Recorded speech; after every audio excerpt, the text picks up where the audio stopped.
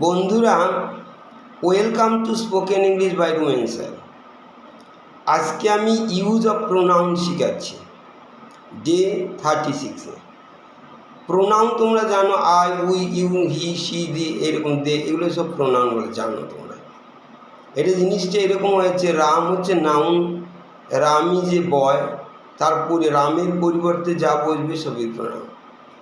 Ram is A boy, he is a student, his father is a doctor, his, I like him, him pronoun, এগুলোকে বলে pronoun.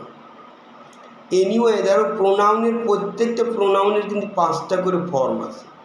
যেমন আইকে আমরা বলি I, me, I হচ্ছে subject, me object, I help him, he helps me, me হচ্ছে object, mine, mine এবং myself, এরকম হয়। এবং এই ব্যবহারগুলো কীরকম, যেমন আমি যদি বলি দিস ইজ মাই বুক, এই হয় আমার বই, আর দিস বুক ইজ মাইন, দেখো এই দুটোর মধ্যে আবার পার্থক্য আছে। দিস ইজ মাই বুক, এই মাইটাকে, বুক হচ্ছে নাউন, তার আগে মাইটা হচ্ছে আমরা বলি অ্যাডজেক্টিভ প্রোনাউন।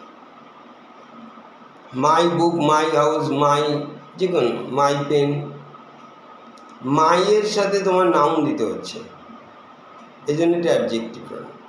আর দিস বুক ইজ মাইন, মাইনটার সাথে এটা পজিটিভ প্রোনাউন, কারণ দেখো মাইনের সাথে কিছু নেই ওখানে। This house is ours, that house is there's, তাদের, এরকম আমরা বলি। যেমন উদাহরণ হিসেবে আমি বলি দিস ইজ, আবার বলছি মাই হাউস, আমার বাড়ি, আওয়ার হাউস, আমাদের বাড়ি, ইয়োর হাউস, তোমার বাড়ি, হিজ হাউস, তার বাড়ি, হার হাউস, তার বাড়ি, দেয়ার হাউস, এরকম বলে।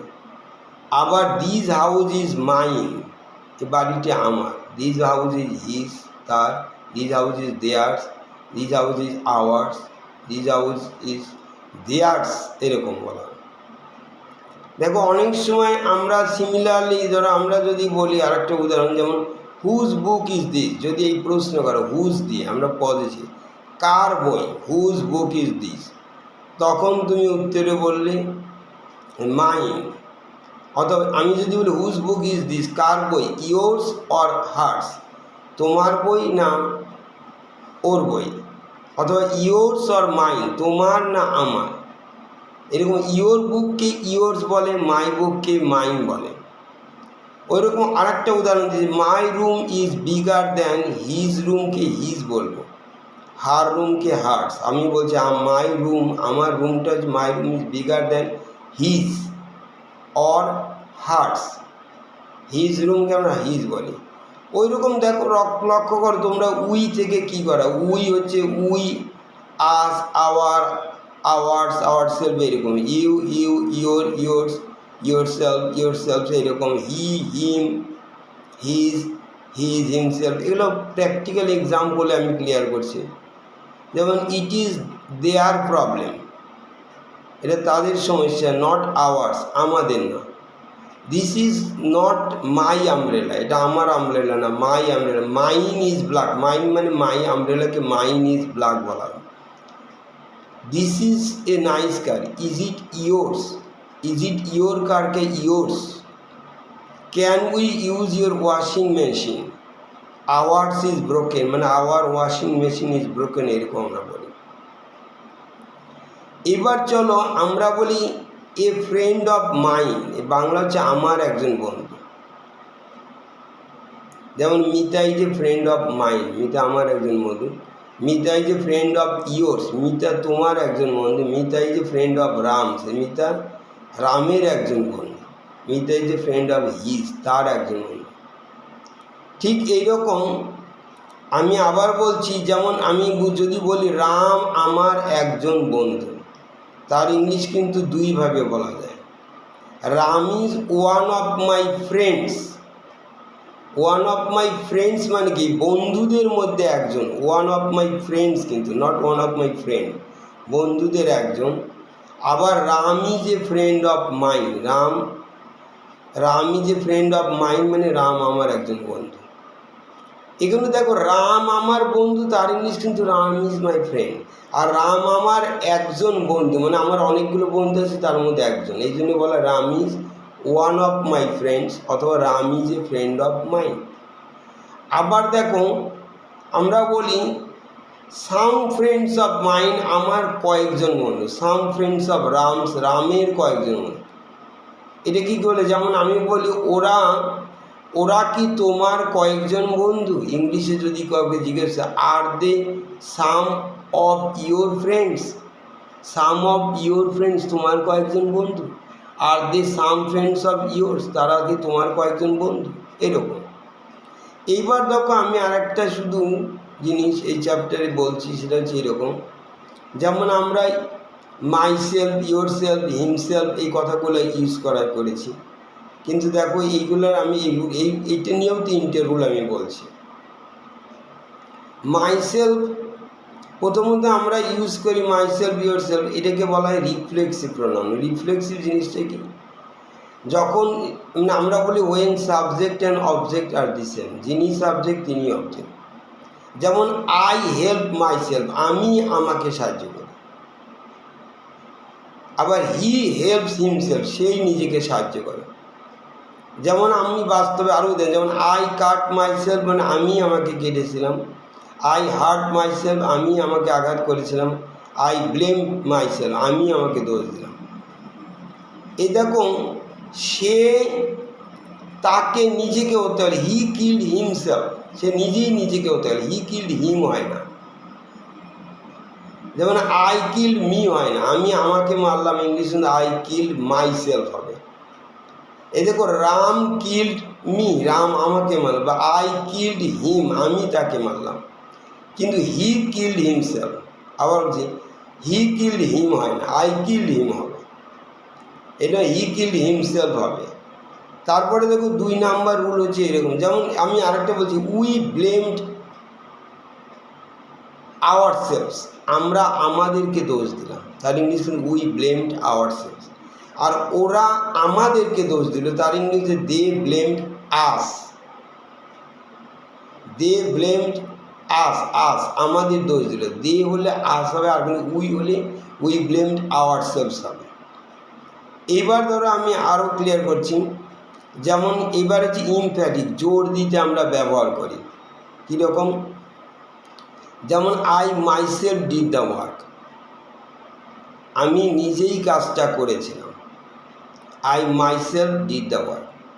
যেমন আই ডিড দ্য ওয়ার্ক, আমি কাজটি করেছিলাম, এটার মধ্যে কিন্তু কোনো জোর নেই, আই ডিড দ্য ওয়ার্ক। কিন্তু আমি নিজেই কাজটি করেছিলাম, তখন জোর বেশি, I myself did the work. ধরো আমি কলকাতা, আমি নিজেই করে, আবার ওরকম আমি মিতাকেই দেখেছিলাম, আই স মিতা হারসেলফ, মিতাকেই।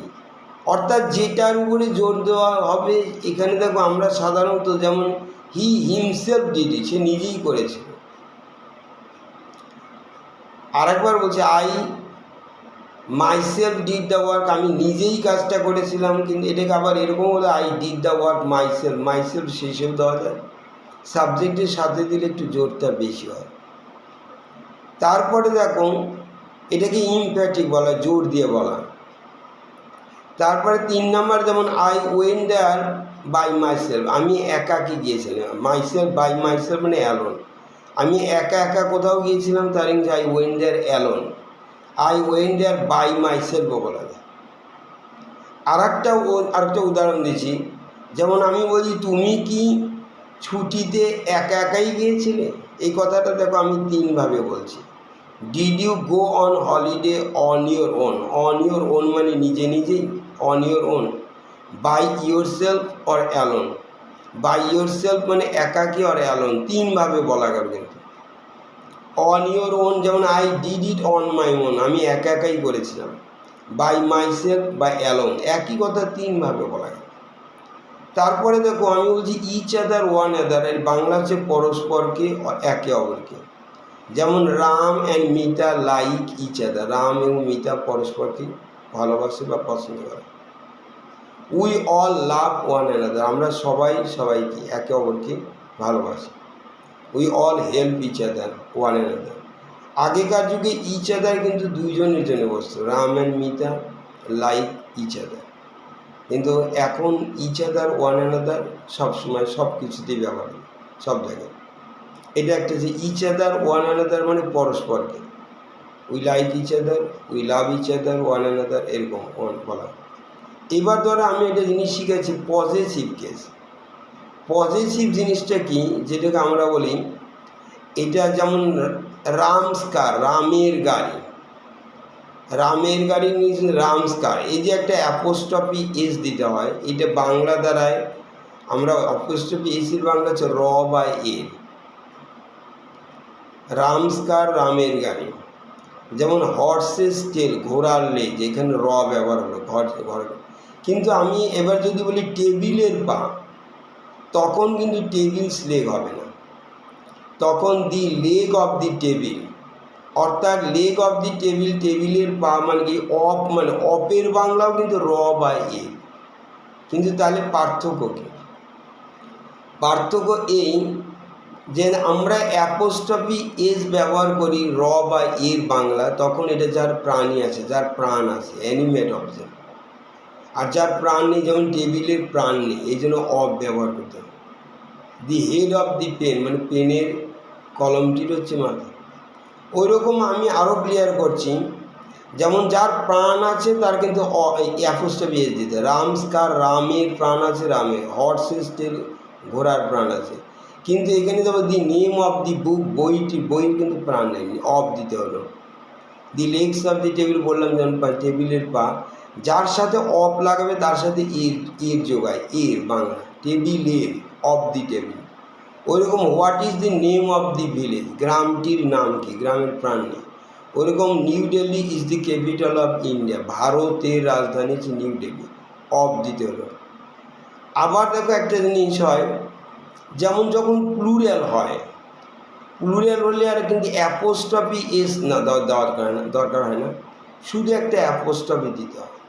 যেমন গার্লস স্কুল মানে মেয়েদের স্কুল, তার ইংলিশ কিন্তু গার্লস, তারপরে একটা অ্যাপোস্ট্রফি দিতে হবে, আর এস দিতে হবে না, কারণ এস অলরেডি আছে, এস থাকলে আর এস লাগে না। গার্লস স্কুল, মেয়েদের স্কুল। আবার দেখো মাই প্যারেন্টস কার, আমার বাবা মায়ের গাড়ি, প্যারেন্টস মানে বাবা মা, এস অলরেডি আছে, আর একটা এস লাগবে না, তুমি শুধু একটা অ্যাপোস্ট্রফি দিতে হবে। মাই প্যারেন্টস কার মানে আমার বাবা মায়ের গাড়ি।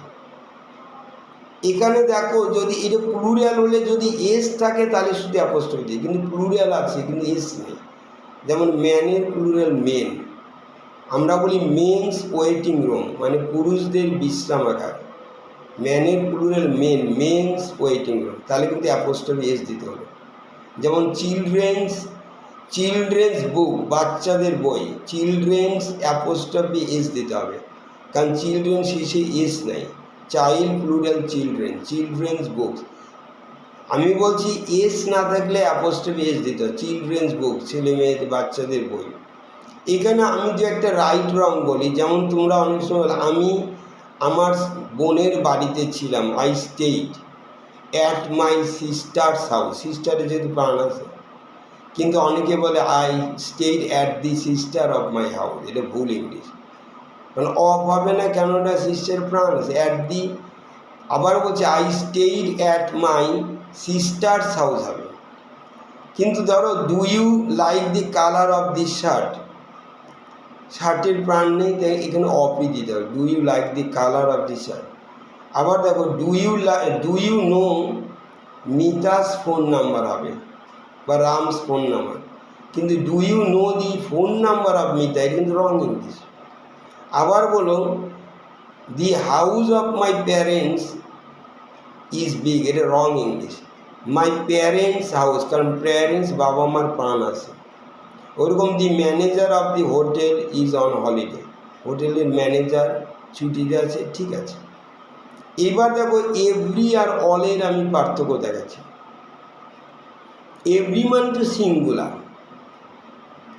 এভরি স্টুডেন্ট, আমি অনেক সময় বলি যে ছেলে মেয়েদের, তোমরা every student in the class is lazy, every হচ্ছে লেজি, এভরি স্টুডেন্ট ইজ যদি বলি লেজি, আর অল স্টুডেন্টস আর লেজি, কিন্তু দুটো বাংলা এক, দুটোই। এভরি হচ্ছে singular, everybody, every student, every house is the same, every house in the street, or every house or all houses in the street are the same. every হলে is হয় আর all হলে আর হয়, কিন্তু অনেক সময় এভরি মানে প্রত্যেকে, every student is hard working আর all students are hard working, এখানে এরকম ইজ হয় আর হয়, কিন্তু মানে এক। আবার দেখো লক্ষ্য, every country has a flag, national flag, every country হলে হ্যাজ হয় সিঙ্গুলার, আর অল কান্ট্রিজ হ্যাভ হয় plural, have a national flag, কিন্তু মানে একই। প্রত্যেকটা দেশের ন্যাশনাল ফ্ল্যাগ আছে, সব দেশেরই ন্যাশনাল ফ্ল্যাগ আছে, কিন্তু একই জিনিস।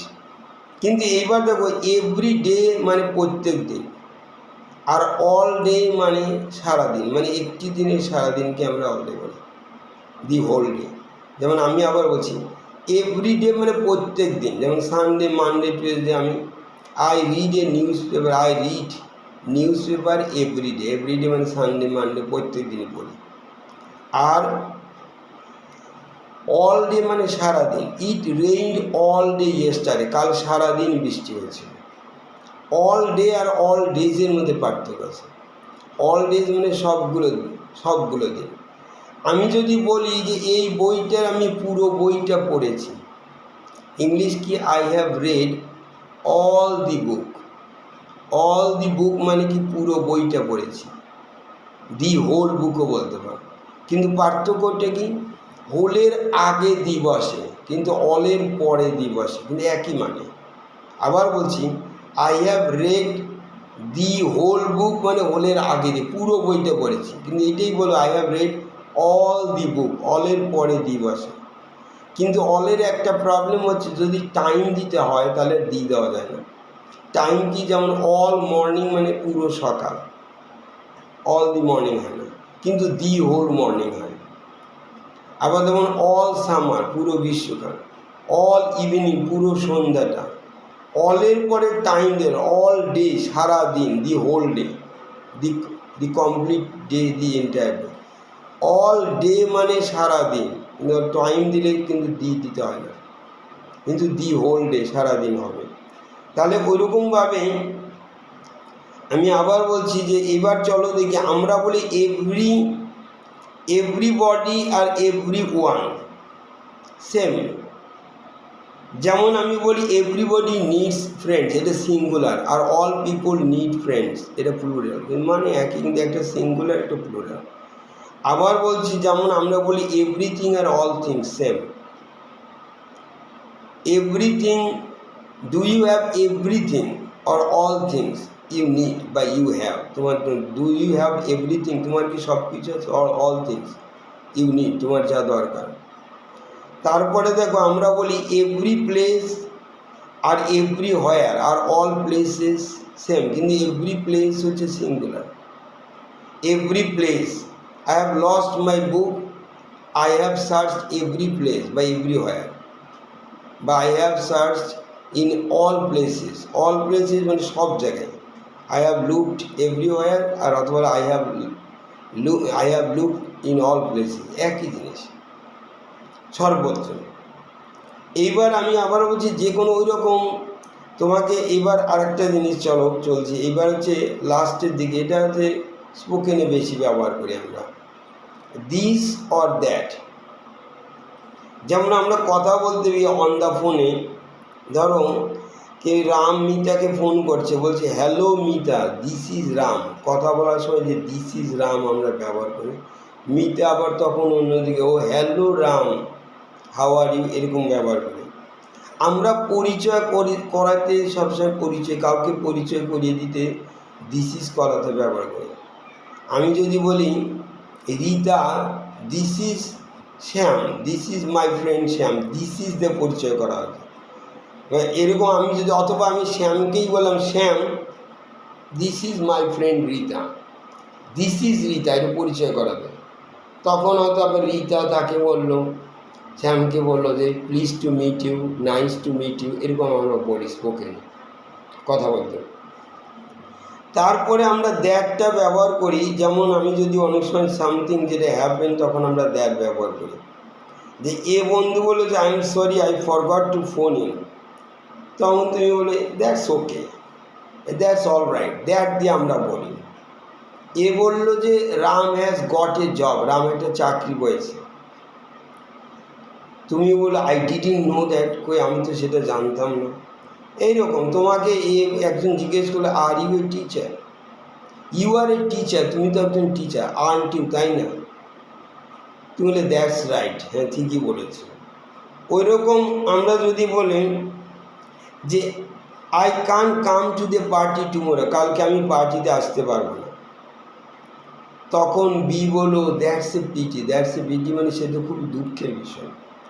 আবার হোয়াই নট, কেন আসতে পারবে না? তোমাকে একজন বলে ইউ আর লেজি, তুমি খুব তো অলস করি, তুমি দ্যাটস নট ট্রু, দ্যাট দিয়ে আমরা এই কথাগুলো বলি। এ বললো I am sorry I was angry yesterday, আমি কালকে তোমার প্রতি রেগে গিয়েছিলাম, তখন বি বললো দ্যাটস ওকে, ঠিক আছে, ফরগেট ইট, বলে যাও। Thank you.